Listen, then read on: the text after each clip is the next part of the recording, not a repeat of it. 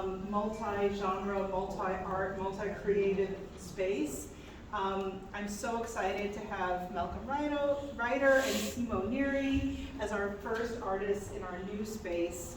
We're really thrilled. You have transformed it in, I know it's so much hard work, but you've transformed this space. It's so beautiful, and we're so glad to have you for the next 6 months. So you can take your time, and we're planning on having some ekphrastic, which is art-inspired writing happening in the space, and we're just really thrilled to have these two artists with us.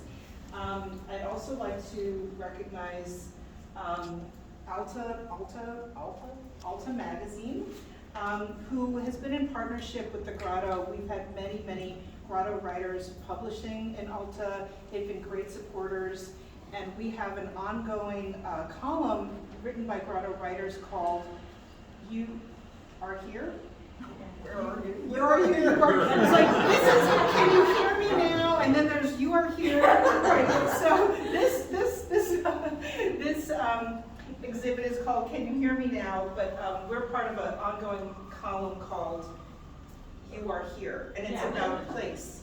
It's about the sense of place, and so we also would like to acknowledge the Hearst Foundation for a really generous grant, and we've been getting grants from the California Arts Council, and we've been getting a lot of really exciting grants to keep our work going. Our new executive director, Anika Rana, has amazing energy for collaboration. She's been collaborating with the San Francisco Public Library and with many other organizations, so truly be BART, that's right. We have a BART short story writing contest, and there are going to be BART short stories coming out of kiosks at BART stations, and many of our members are going to be judging that contest. I think the deadline is Thursday for that. We also have Rooted and Written, which is a conference for writers of color, free of charge, in August.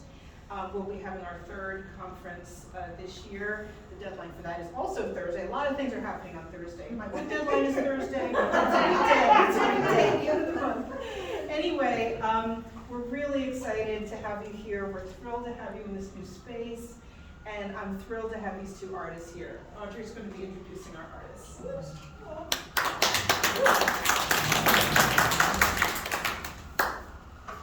I'm Audrey Ferber, and I'm the other half of the art committee.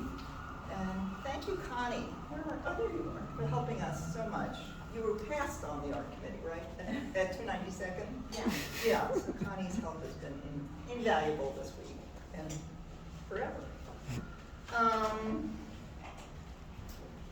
So yeah, the plan was for me to make a few opening remarks, and then for Malcolm and Simo to kind of join me up here and have a conversation. And then we were going to lead everyone down to the mezzanine to look more carefully at Malcolm's photos down there and Simo's piece down there as well. A lot of you have been down there already, so we can change that up a little, but we will stay here for now. Yeah, and Simo and Malcolm will be down there again after this if you want to continue conversing with them about the work. So it's been really fun and a thrill to be working on this for the last week or two with Malcolm and Simo. Usually when I'm not writing, I'm sort of playing online Scrabble or something. But this felt like something valuable to do, and it was just so pleasurable. And it felt like it was related to my writing, but sort of a different way of looking at things, and I so appreciate the opportunity.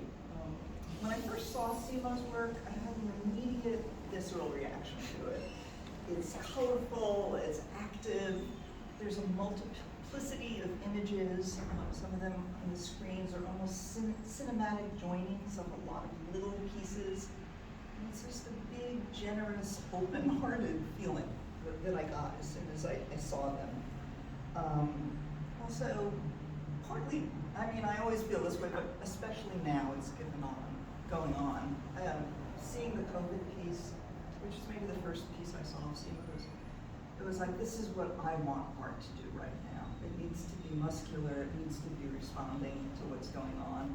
And I love the soups over there, the Supreme Court we should have had. And there's Simo's interpretation of it and their photograph on a deep carpet.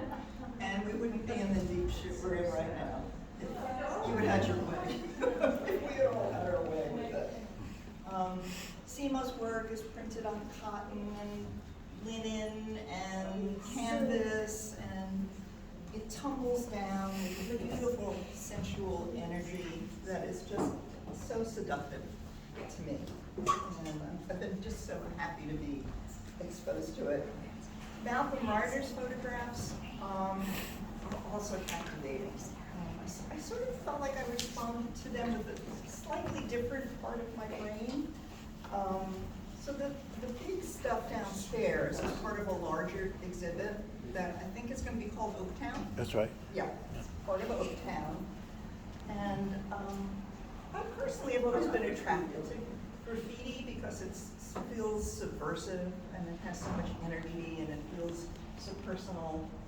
And it seems to be about artists and people who aren't maybe identified by society as artists claiming space and taking ownership and asserting themselves. So that's where I was coming from, but in the last few days, spending a lot of time talking to Malcolm about his pictures, he's kind of made me look at things in a more complex and interesting way. One thing that Malcolm kept saying as we were looking at the Black Lives Matter images that are on the screen in the next room was that he would point out and say, this image isn't there anymore. Well, this one isn't here anymore either. And it's kind of like, where does the art go? What happens to urban street art? Who owns the images? Who's responsible for them? And at first I felt very sad when I thought they were gone, but maybe that's the work of that kind of art, to be fleeting and to be timely and to be constantly being replaced. Downstairs,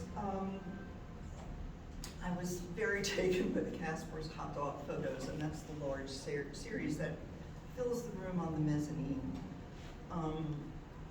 And those two, it's interesting, I think we said the way the exhibit starts with the solid red building, and we can see it building and building, and then all of a sudden it's a blue building. So what happened to all those images?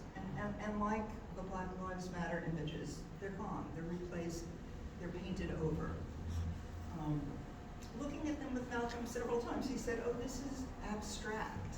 And it was, again, it's sort of a window opening for me. I never thought of that kind of art as being abstract. And it gave me a way more complicated and interesting way to look at it. So I appreciate greatly talking to you both about what you're doing. It's just been absolutely a thrill for me.